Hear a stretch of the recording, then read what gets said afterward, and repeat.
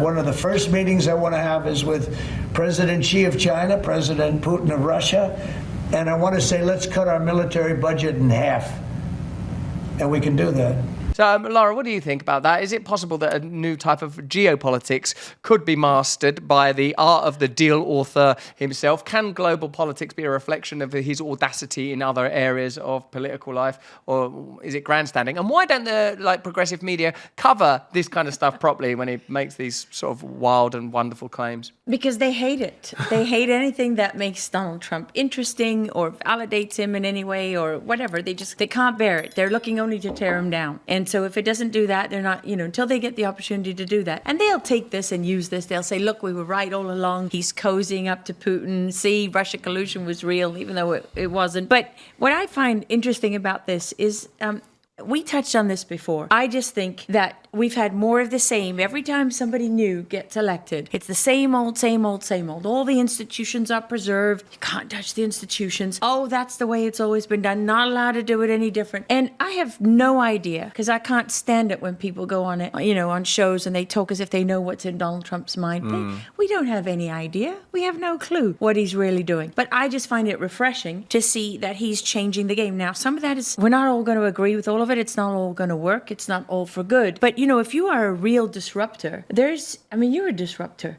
Look what you've done. Neil, you're a disruptor. You didn't mean to be. Neither did I. I just told the truth. I did the same thing I'd always done. I thought they meant it when they said, your job is to speak truth to power. So I did.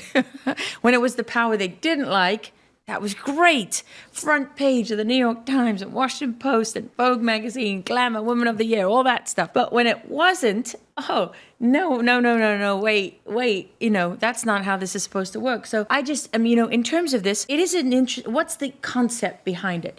So the concept is that you can fundamentally and profoundly shift the weight and emphasis of governments in defense spending by creating a safer world and removing things where you're adversaries. Now, do I really believe that Donald Trump can just do that with a stroke of a pen? No, of course he can't. And I've spent time in China where, they're very entrenched in their 1,000 years of vision, of ruling over the United States. It really bothers the Chinese because they consider, many Chinese, especially the political sort of elite, they consider Americans inferior in every way. It confounds them. They think that their approach to life and to philosophy and, and all of that is really profoundly superior to anything American. So you've got these monstrous upstarts who live in the moment and they're brash and they don't get anything and they don't play the long game. And they have no patience and they mess up everywhere, but they just can't understand why they're still around. It really bothers the ruling party of the Communist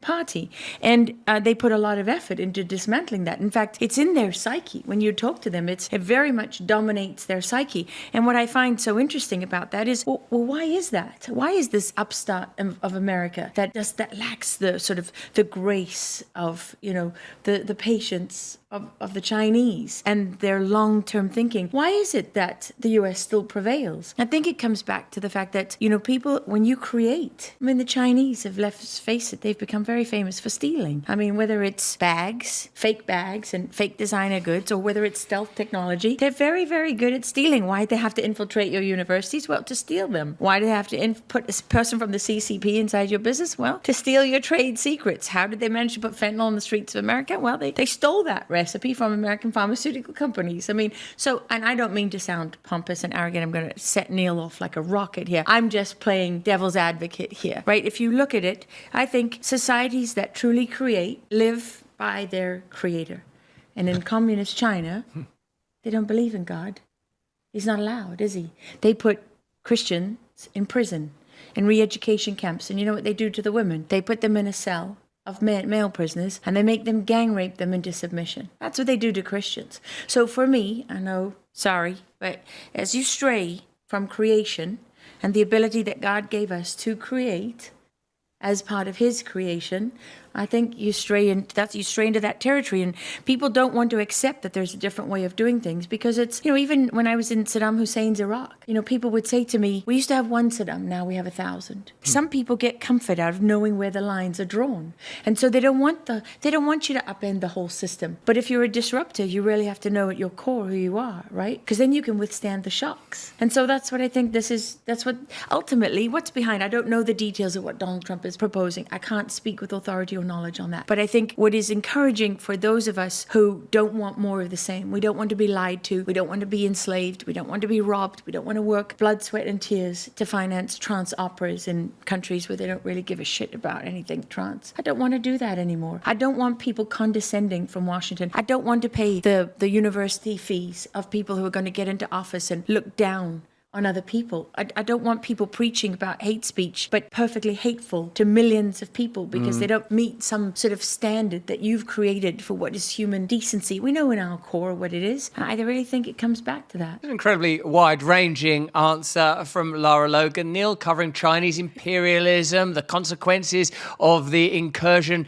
into Iraq. Sometimes when I consider Donald Trump and this notion of the disruptor that Lara Logan has raised, and it's very easy for me to say this, in earshot of Donald Trump here at Mar-a-Lago. And when I say earshot, I mean in range that he could hear me, not shoot him in the ear, because that is the kind of thing that actually happens in this crazy new landscape. That Trump is like this mystic yogic avatar of no bullshit. Say, for example, with his new position on Ukraine, saying, well, like they're going to have to back us up with minerals and stuff, and like we're going to somewhat vassalize them, which is what kind of NATO were doing and what Putin is being accused of doing. But you kind of get a type of clarity from Trump that sort of seems like it's like you've had the bends or something, like pop in your ears. Like he's like, oh yeah, surely what you need is someone to say, like, we're going to all cut our military expenditure by 50%. Let's face it, that what geopolitics is undergirded by are three superpowers, Russia, the United States and China. If we come to some kind of consensus, even if it's temporary appeasement of one another, the internal economies of them nations is going to change. Like, do you see him in those kind of terms? And when he says stuff like this, it's like outlandish. Or remember when a few weeks ago on our show, we were talking about like, I'm going to turn Gaza into a Riviera. When he says these things, I noticed that subsequent to that, like Egypt, sort of Jordan, well. Like, yeah, people said, okay, wait, don't do that. We'll help. So, you know what I mean? He's kind of bizarrely, not bizarrely, it's effective. It's an effective way of conducting discourse. And like you, like me, Neil, and probably Lara as well, we're not people that were like, I wasn't predisposed to Trump. I remember 2015, the escalator, Mexicans are rapists, all that stuff. I was like, what? This doesn't make sense. But actually, it was just, this is a new way of doing politics. So what do you think? Do you think that this can map onto geopolitical issues with this emboldened 2025 version of Trump, mate? I think when Lara said she didn't want to be lied to and she didn't want to be enslaved, those are basics to which I absolutely subscribe. I don't want any of that either. And so, within everything that everyone's talking about, or if they're not talking about it, they're not saying it's not going to happen. And Trump is one of those, and Xi is one of those, and Putin is one of those. All of that infrastructure is out there for surveillance, the digital cage, all of that loss of freedom is potentially there. The central bank digital currencies, all of it, and all of it. I just want to hold at arm's length, if not put it out of my sight. So that caveat applies to all of these characters, these billionaire, oligarchic, powerful men in this instance. If you want to have an amazing Lent, then you have to check out Hallow's Lent Pray 40 Prayer Challenge. The challenge is called The Way. Drawing on the incredible writings of St. Jose Maria Escriva, author of The Way, we'll follow Jesus into deeper faith every day this Lent. To help bring Escriva's advice to life, we'll follow the story of servant of God Takashi Nagai, a Japanese radiologist who miraculously survived the atomic bombing of Nagasaki in 1945. This Lent, as we meditate on the lives of those who follow Christ, we'll see that despite the noise and distraction and suffering of our day, Jesus died on the cross so that we might experience his love, his peace, and eternal life. We need only follow his way. Last year, over 1 million people around the world prayed every day on Hallow during Lent, and this year's Lent is going to be even bigger. You can get 3 months free when you sign up at hallow.com/brand. Join the Lent Pray 40 waitlist today by clicking on the link, and be sure and use the code BRAND so Hallow know that we sent you, and so that the eternal forces and the great power of the Lord recognizes that we are doing his work. Click the link. Thank you.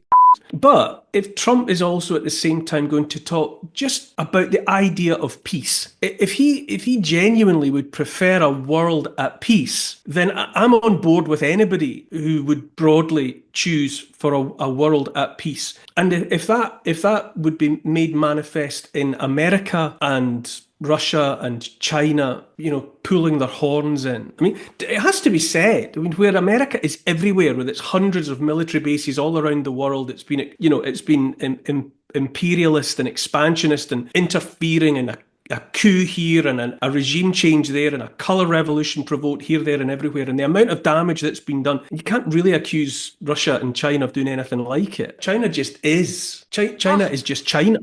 I'm not sure about that, Neil. And by What about comparison, the Belt Russia's Road just Initiative? Russia. China's been gobbling up airports and TV stations and train just to stations finish and the thought. harbours all over the world. I mean, if you think about that, I agree with you, America's guilty, but China's just as guilty.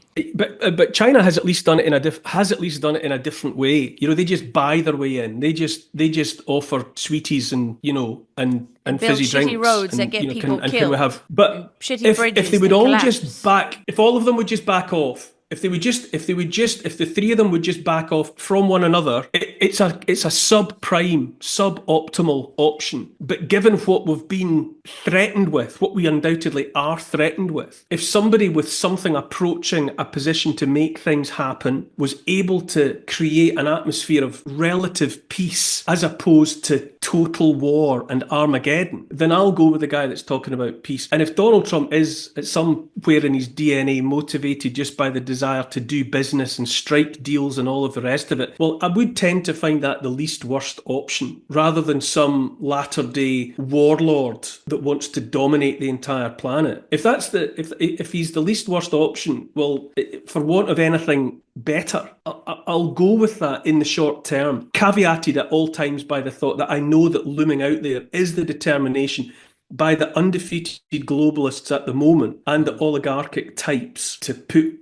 the proles like me in a cage. I know that's what they're all working towards at different speeds, using different gears and all of the rest of it. I know that's the intended destination. But if Trump wants to talk for a little while about a world at peace, well, I'll go with that. That least worst option mentality is kind of what the liberal establishment relied on for years. When I think about friends in professional classes and the world of media, they would always say, well, Biden's not perfect, the Democrat Party's not perfect, Keir Starmer's not perfect, they're not perfect, these people, but they're so much better than these nativist, populist, nationalist, racist, rapists, lunatics that you're the only other. That is how the discourse was conducted for a very, very long time. That was what was used to get people out. You've got to get out and vote for some sort of dullard bureaucrat. That's how it was in the UK. I think these people aren't inspiring, but it's the only way we can stop these racist nationalists. That's the kind of language they used for a long while. Even if you were to offer the most harsh critiques of Donald Trump, in a sense, he's been brought about entirely by that sort of lack of horizon. And to hear kind of big and pivotal ideas being discussed and exchanged, if we're going to continue to support Ukraine, it's going to be on this basis, we're going to cut military expenditure. I mean, at least there's a kind of an audacity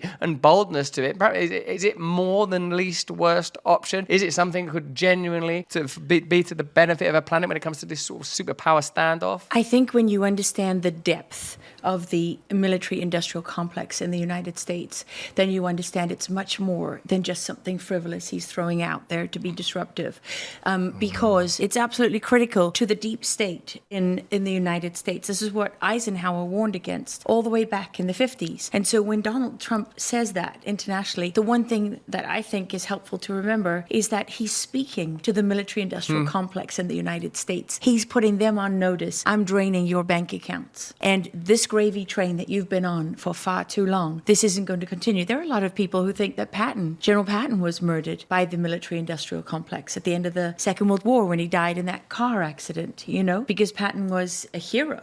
And he was not part of that. And if you start to look at, Lloyd Austin, Secretary of Defense, where did he come from? This great military-industrial complex. And it's a revolving door throughout the government, and not just in the secretary positions, but all throughout these agencies. So when Donald Trump talks about draining the swamp and going after the deep state, when he makes a statement like that about cutting defense spending in half, you are talking about trillions of dollars. Hey, thanks for watching. If you want to see more uncensored content where free speech can flourish, join our live stream. Click the link right here to watch the next video if you want to, or become a member of a growing movement. Download the Rumble app and you'll be informed every time we make a new piece of content. Stay free.